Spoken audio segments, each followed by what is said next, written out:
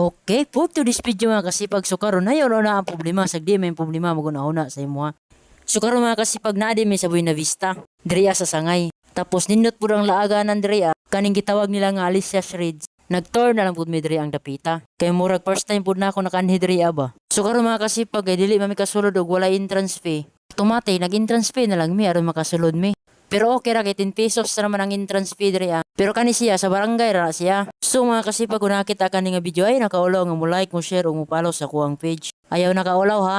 Murag medyo sa kahon po nila ang tourist spot diriya ba. So mga kasipag, nang vlog-vlog na labuta diriya ang dapita. Kauban sa mga staff sa Pag-asa.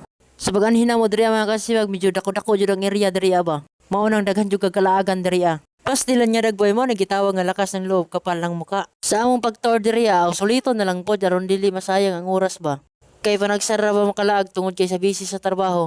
Maunang solito na lang po nato. O pagkahuman mga kasipag, nibalik na lang po ko sa ubos. Tungod kay ang gi-order na mo kanina, naka-prepared naman. Una, nag-isdak-isdak labot ta diri ang dapita. Before ta mo sa kasi ibabaw, mong kabugnaw sa nita diri ang dapita. Tungod kay dili pud basta-basta ang kainit sa panahon karong adlaw. Grabe jud kainit.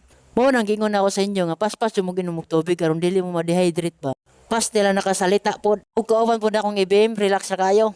Og uban mga staff pod. Nindot po siya diri ilagan kay daghan pug view. Gawas pa nga nindot, presyo pa jud ang hangin. Pero kani siya nara ni siya sa ubos pero wala pa minyato si babaw. Sa pag-relax na mo diri napoy mga turismo ni abot pod. Murag daghan pod ni sila isa ka batalyon. Pero kani siya nga area napo jud ni siya sa ubos, wala pa mi sa ibabaw. Pero pag humana mo diri og snack, automatic man lakaw na mi dito paingon si babaw. O pagkahuma nakaabot na jud mi diri sa ibabaw. Pero maupod lagi sa kaon, rabi ka hangak. Pero napoy bike diri nga mutuyok ang ligid pero dili mo dagan.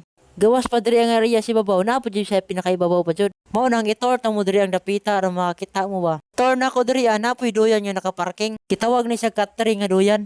O gitistingan nila og duyan ba jud ni siya. Samtang natistingan nila aw duyan jud di ay. Human nanakay na lang pud mi tanan kay dili man pwede mag-isa-isa mi malangan man mi. Pastilan mo ra pug nakasakay og airplane. Pero lingaw po kaayo kay daghan mo makasakay. Og mabugto bitaw aw gabaan. Og sa pagduyan na mo diri naptan po mig isa ka oras. Tungod kay presko man kayo giduyan. Og sa nahuman na mi dito aw nisaka na lang pud mispikas. Gitawag diri nga Alicia's Eco Park. Sa pag-abot na mo diri po sila katri diri nga net. Pwede na po ka diri magligid-ligid og gigapoy na kasi mga kinabuhi. Og mao na pud niya ang pinakatumay nga tourist diri Sa pag-abot na mo diri automatic nan lugsong na mi. Kay medyo nalokop naman namo tanan. Mao nang di jud na mo masayang ang entrance na mo diri Kay nalakop man namo tanan.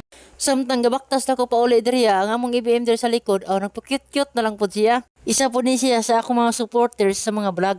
Siya ro pero dili po niya i-share niya akong mga vlog nga naapil na niyang now. Ug sa nakaabot na mi diri sa kalsada, automatic nanguli na lang pod mi kay murag hapon na rawa. So mga kasipag, mao ra to akong mga vlogs. Thank you. Bye-bye.